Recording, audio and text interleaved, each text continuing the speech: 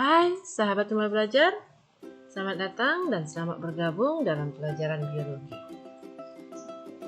Hari ini kita akan membahas tentang keanekaragaman hayati dari KD.2.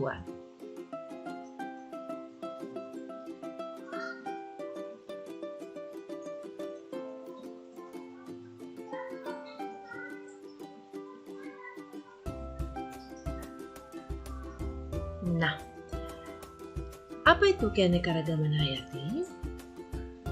Keanekaragaman hayati adalah variasi yang kita temukan pada semua individu, pada organisme. Variasi yang berbeda-beda, baik di tingkat spesies maupun di tingkat genus atau di tingkat family. Lalu, apa saja jenis keanekaragaman hayati itu? Nah, jenis keanekaragaman hayati yang pertama adalah keanekaragaman tingkat gen. Contoh, kita sesama manusia memiliki warna kulit yang berbeda-beda. Ada kulit putih, ada sawo matang, ada hitam. Lalu jenis yang kedua adalah keanekaragaman hayati tingkat jenis. Nah, ini contohnya dapat kita lihat pada suku Palem atau Palma. Walaupun memiliki ciri fisik yang hampir sama seperti kelapa, lontar, aren, kelapa sawit, tetapi mereka merupakan spesies yang berbeda. Ataupun pada genus Panthera yang terdiri dari beberapa spesies, contohnya harimau, singa, macan tutul, dan lain-lain. Nah, yang ketiga yaitu keanekaragaman hayati tingkat ekosistem. Nah, ekosistem itu terbentuk karena berbagai kelompok spesies menyesuaikan diri dengan lingkungan. Lalu antar spesies pun saling mempengaruhi antara satu dengan yang lain. Lalu antar spesies ini pun menyesuaikan diri dengan lingkungan. Jadi ada interaksi, ada hubungan timbal balik antara makhluk hidup dengan lingkungannya, antara unsur abiotik dan biotik. Nah, ekosistem itu contohnya ada ekosistem hutan tropis, ada ekosistem gurun, ada ekosistem laut, ataupun ekosistem danau.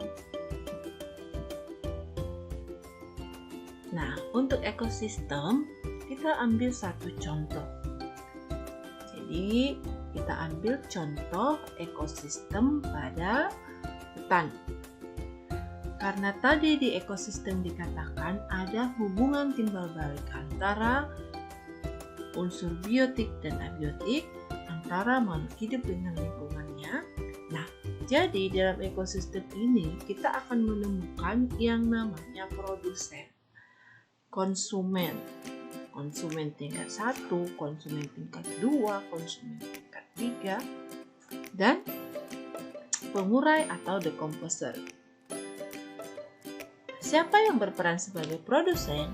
Produsen ini adalah yang berperan menghasilkan makanan, yaitu tumbuhan. Lalu, konsumen itu yang berperan sebagai pemangsa, yang mengkonsumsi. Ada tingkat 1, tingkat 2, konsumen tingkat 3. Konsumen tingkat 1 biasanya ditempati oleh organisme yang mengkonsumsi tumbuhan. Contoh ulat.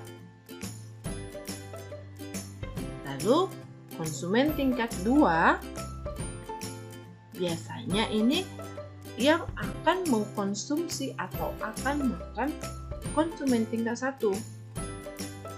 Misalnya burung yang makan ulat. Jadi ulat konsumen 1, burung konsumen kedua. Lalu konsumen tingkat 3. Konsumen tingkat 3 ini biasanya adalah konsumen yang menempati posisi paling posisi puncak dalam piramida makanan, dalam rantai makanan. Jadi biasanya kalau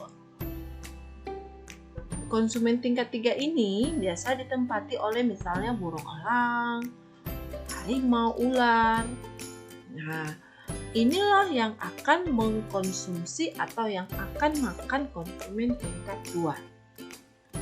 Lalu, ketika konsumen tingkat 3 mati, maka peranan dekomposer atau pengurai berjalan.